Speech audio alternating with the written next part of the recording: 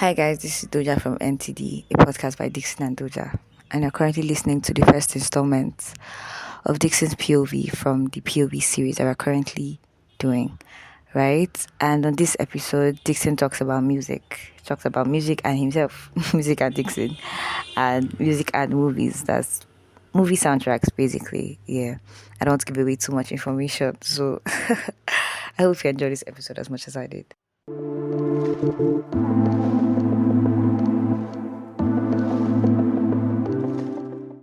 So here's the thing, right?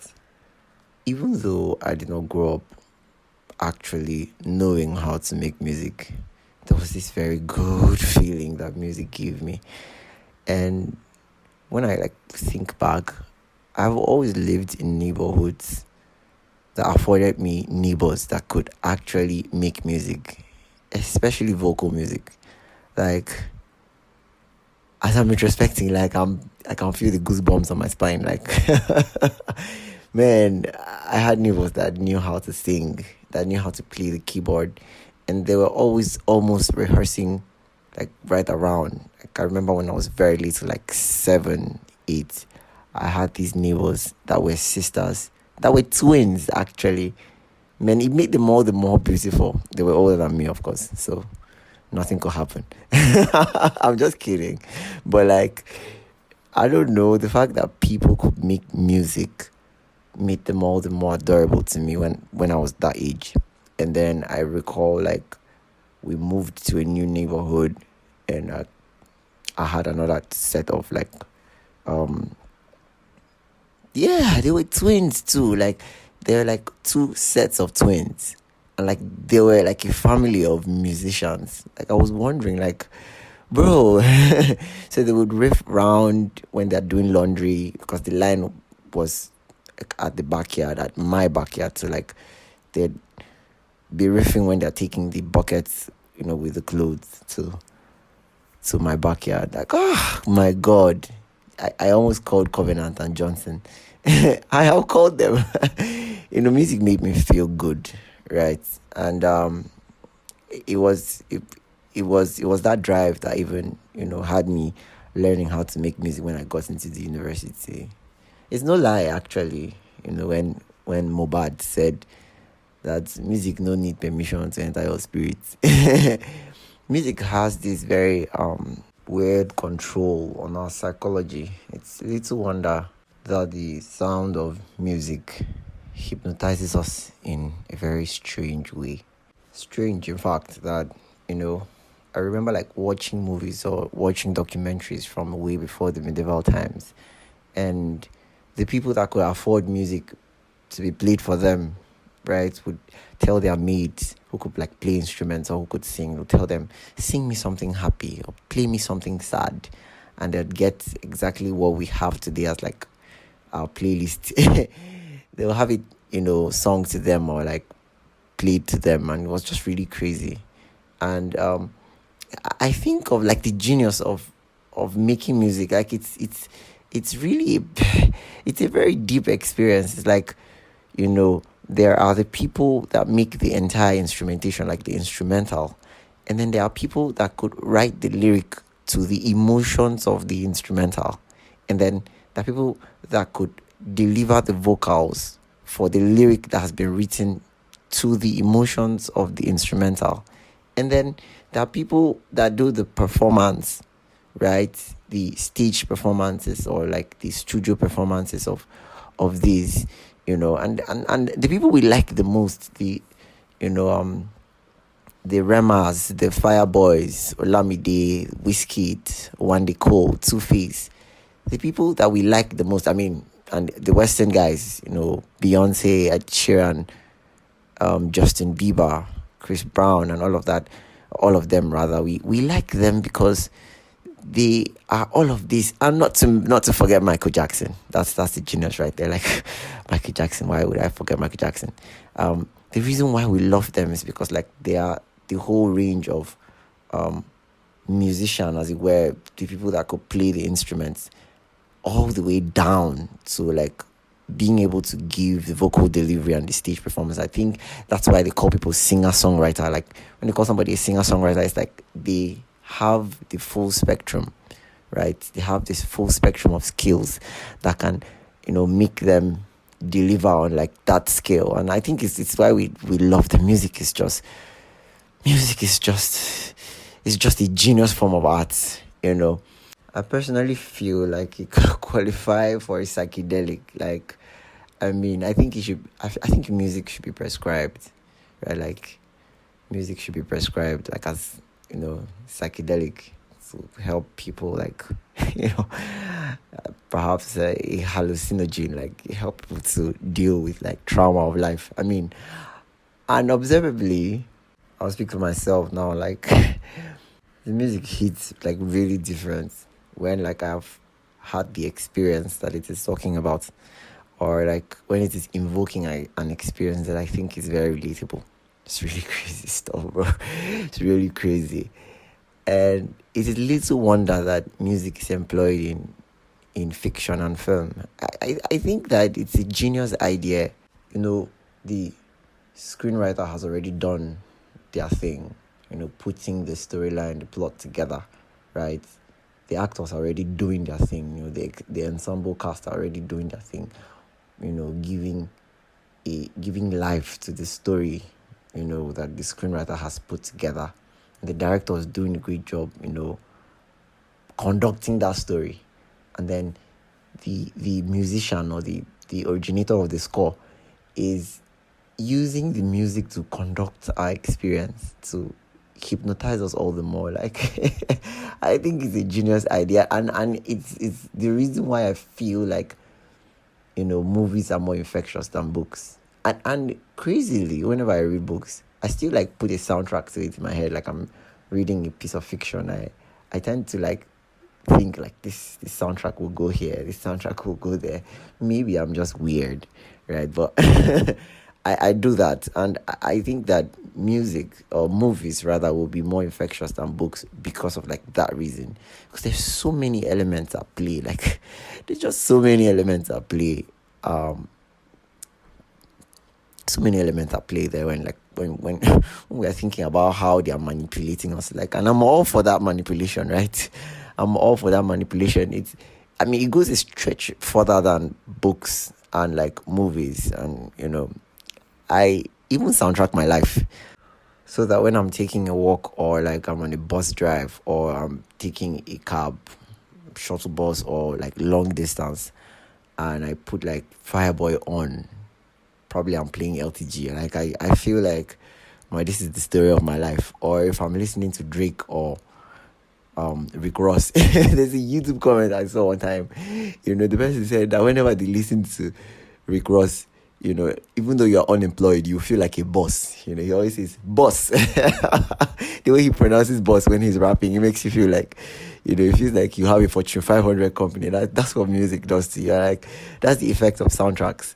And no, music is just crazy. The idea of soundtracks, I think that when it comes to like the Afro scene, I hold the perspective that more artists should participate in creating soundtracks. I remember something that Kid Cudi did. Kid Cudi is a hip hop artist, right? And he created an album, but then he created an animation for the album. So he created an album of like 15 songs, I think 12 to 15 songs. And then he created an animation, I think it was an adult animation. The movie Intergalactic, the animated movie Intergalactic. Please, if you are younger than 18, don't go check it out. The movie actually tells the story of the album, and I think that was a genius idea, although he did it in memory of one of his friends. I think that more artists, right, for like Fireboy, Rema, I feel like that's the type of thing that Rema would do, or Ashake, following how they shoot their music videos. I think Ashake, Rema, I think they have some of the most creative music videos out there. I think that that's something they should do. In the West, artists are recruited to create soundtracks for movies, like specifically for movies. And there are also there's the way the deals are signed. They could add those to setting of their albums and all of that. And I feel like the whole creative process for that can give them like inspiration for like projects that they want to do. I think it's like a genius idea, right? More artists should come together to make soundtracks for movies.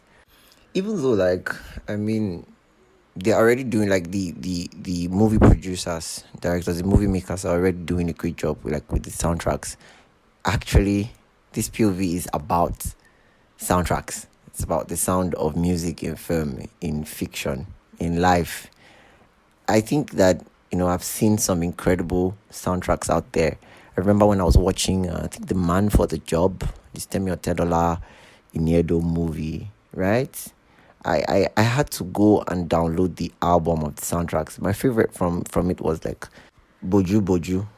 I think that's the way it's pronounced. I really loved that. And then I loved there was another I don't know the name of the track now, but like it was played towards the end of the movie. I really really loved it. And then there's Gangs of Lagos. I actually loved the way Gangs of Lagos was soundtracked. I think the whole street hip hop style. I think some Reminisce was played. Some Da Green was it Da Green or LD was played, and I loved the whole ghetto hop style like that was employed. I think Ladipo was sampled, right? I think like that had a pretty solid body of soundtrack. And then the Breath of Life that we talked about on the Breathe episode, I loved its soundtrack. Like, besides being happy that AEO was sampled there, and 121 Seller was sampled there, I'm just happy for where the music was used. It wasn't inappropriate, because I remember one particular movie I saw that was buttered with a lot of celebrities. Like, I felt like that was too spicy. When you bring celebrities, that's not how to make a movie.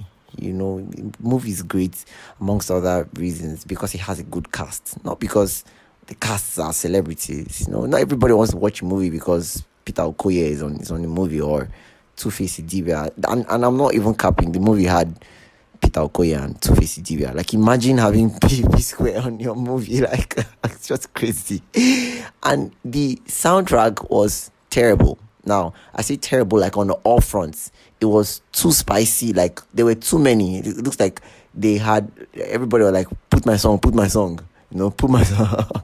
It was really, really scattered, disorganized, and weird. And then the volume is everything too. Like, the volume is everything.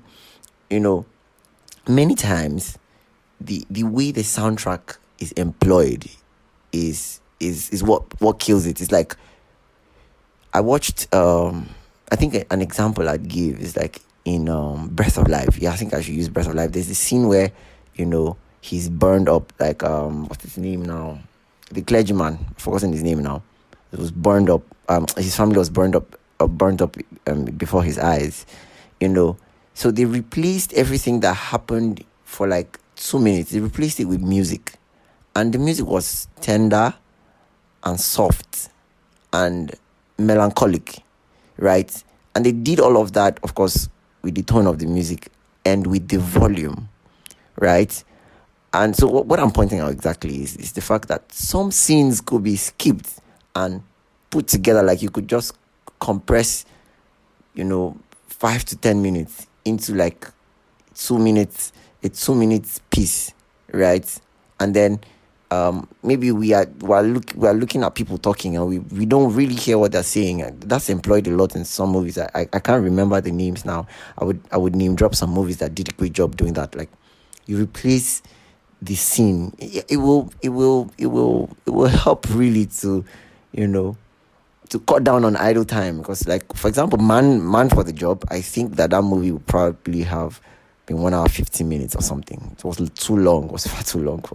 I think it was up to 2 hours. It was unnecessarily long. There were scenes that were like repetitive and all, like. But I'm not here to criticize that. I'm just saying that music, soundtracks, the whole idea, it's really helpful. It's a genius move, and it could be used better. And volume counts, and tone counts. Obviously, the selection, like, is everything. Uh, I loved it. I loved it.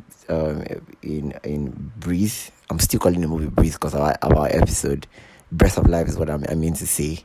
I also loved, I loved it in Brotherhood.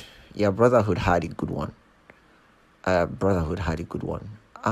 There's this trailer I just saw, Finding Messiah. I don't know what that movie is about, but bro, the soundtrack is very, very melancholic and emotion inducing. Like, I'm just going to spare the comments on it because but I think it's beautiful, the idea of using music um to coordinate our emotions, right? To take us by the hand through the entire, through the entire movie. I don't know what I'll feel like watching a movie that doesn't have soundtracks, right? The dialogue better be good, right? And besides, like, the plot, because, like, I'm a stickler for good plots, but that's not the only thing I'm looking at when I'm watching the movie. Like, everything has to be perfect. It's like good cinematography counts, right? Good lighting counts, but come on, like, everything has got to be perfect. It's like date night, you don't want to screw up the vibe, or I no go want to do again. So yeah, I think that soundtracks are a genius move, and, like, as long as it's music, I mean, I feel like I could rate the movie really highly if it has a good body of soundtracks. That's my bias, but definitely. And what I do after watching a movie that's really good or that had a very good list of soundtracks is that, like, I go download the soundtracks and probably use it to, like, to soundtrack the movie myself or soundtrack my life, right? And, like, that's the extent. And I think that it, you know good props should be given to these guys that make it. I'm really, really happy for, them. Billie Eilish, they've created the best soundtrack, like, twice now, for No Time to Die and for the Barbie movie. Although I've not seen the Barbie movie, I think that What Was I Made For is an incredible song, right? Imagine now using it for a movie. Incredible, incredible, incredible. And off the top of my head, I cannot remember another movie that I have seen that did incredible with, like, the soundtracks. And when I mean incredible, I'm also thinking in terms of, like, the selection, like I said, the selection, the indigenous selection. I think I saw Blood and Water, the South African series, and they used mostly South African music. They also used, like, Nigerian music, but it was really Afrocentric. For the longest time, I think we've not really paid attention to that.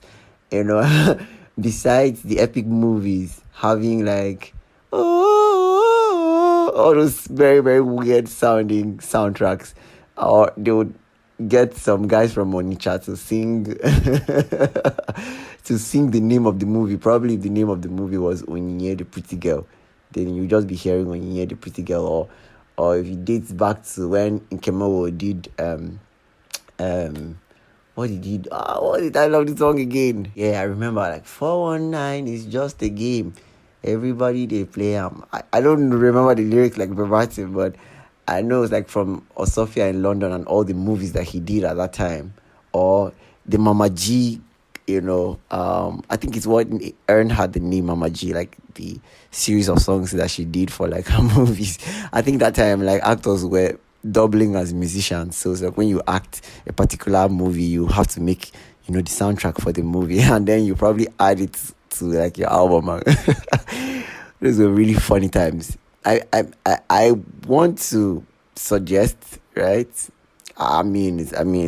just my POV that, like, attention be paid to, like, recruiting, like, selecting. Now, I've already talked about recruiting, like, proper artists to make soundtracks solely for a movie, right? But then I think that, there's music out there that can be selected, indigenous music, indigenous Afro, like, centric music. It doesn't need to be, like, white music or Western music, that can be selected to express our emotions better, like express the storyline, the plot, whatever we're trying to say better. And if those kind of music do not exist, then I don't think it will be a big deal to recruit an artist if it will not be pricey. Recruit an artist to create music for that particular movie. I think it will I mean, will give the movie like more dabs, right?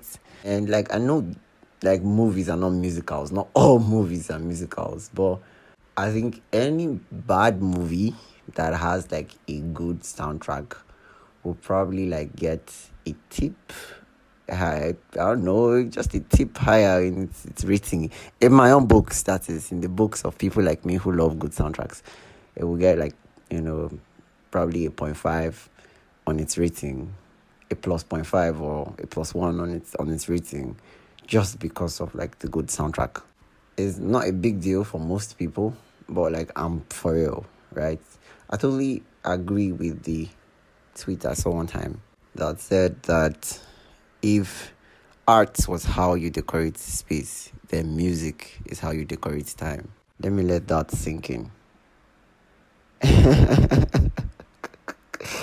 Nobody can tell me that it's not that deep. Absolutely nobody. See you in the next POV. Bye.